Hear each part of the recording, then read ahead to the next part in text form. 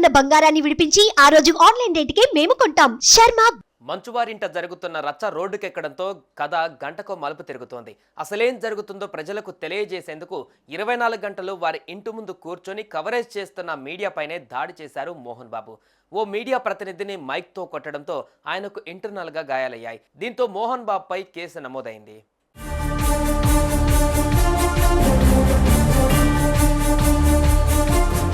మంచువారి family రచ్చ గురించి తెలిసిందే. ఈ క్రమంలో జల్పల్లిలోని వారి నివాసం దగ్గర గత 2 రోజులుగా గొడవలు జరుగుతుండటంతో మీడియా ప్రతినిధులు ఆ సీన్ను కవర్ చేస్తున్నారు. ఆ క్రమంలోనే మంగళవారం రాత్రి తన భార్య భూమ మౌనికతో కలిసి మంచు మనోజ్ జల్పల్లిలోని నివాసానికి చేరుకోగా అక్కడ భద్రతా సిబ్బంది వారిని అడ్డుకున్నారు. లోపలికి వెళ్లకుండా సెక్యూరిటీ గేట్లు వేసేశారు. తన 7 నెలల పాప లోపలే ఉందని గేట్లు తీయాలని వారితో మంచు మనోజ్ వాగ్వాదానికి దిగాడు.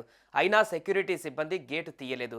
దీంతో ఆగ్రహానికి గురైన మనోజ్ ప్రైవేటు బౌన్సర్ల సాయంతో గేటు తోసుకుంటూ లోపలికి వెళ్ళాడు. అనంతరం కొద్దిసేపటికి చిరిగిన చొక్కా దెబ్బలతో మనోజ్ బయటకు వచ్చాడు. ఈ క్రమంలో అక్కడ వివాదాన్ని కవర్ చేయడానికి వెళ్లిన మీడియా ప్రతినిధులు మోహన్ బాబును ప్రశ్నించగా ఆవేశంతో రెచ్చిపోవడమే కాక ఒక జర్నలిస్టు చేతిలో ఉన్న మైక్ను లాక్కొని వారిపై దాడికి దిగారు. దీంతో ఆ ప్రతినిధి తలకు గాయమైంది.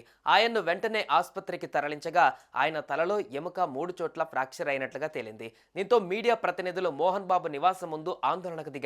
మీడియా ప్రతినిధులకు మోహన్ బాబు క్షమాపణ చెప్పాలని డిమాండ్ చేశారు. కాగా జర్నలిస్టులపైన దాడి ఘటనను TUWJ రాష్ట్ర అధ్యక్షుడు విరాహత అలీ తీవ్రంగా ఖండించారు.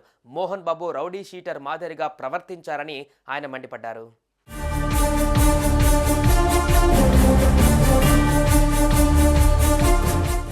ఇక ఈ ఘటనపైన కేఏ పాల్ కూడా స్పందించారు. మోహన్ బాబు అయితేనేం ఇంకెవరైతేనేం మీడియా ప్రతినిధులపై దాడి చేయడం సరికాదని వ్యాఖ్యానించారు. ఎంత పెద్దవాళ్ళైనా సరే మీడియాపై దాడి చేయడం అన్నది ఘోరమని పేర్కొన్నారు.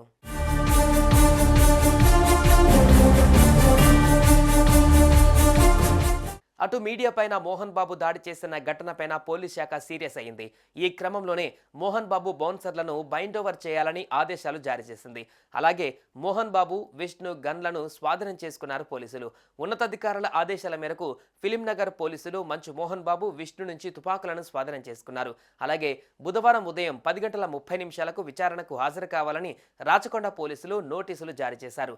ఇప్పటికే మోహన్ బాబు నివాసం వద్ద పోలీసులు భారీగా మోహరించారు.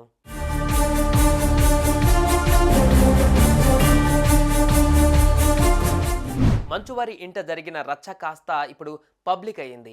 ఇంటి నుంచి విషయం పోలీస్ స్టేషన్ వరకు వెళ్ళింది. చూడాలి మరి ఈ విషయంలో ఇంకెన్ని బయటపడతాయో. సుమన్ టీవీలో మీ పర్సనల్ అండ్ బిజినెస్ ప్రమోషన్స్ కోసం కింది నెంబర్కి కాంటాక్ట్ చేయండి.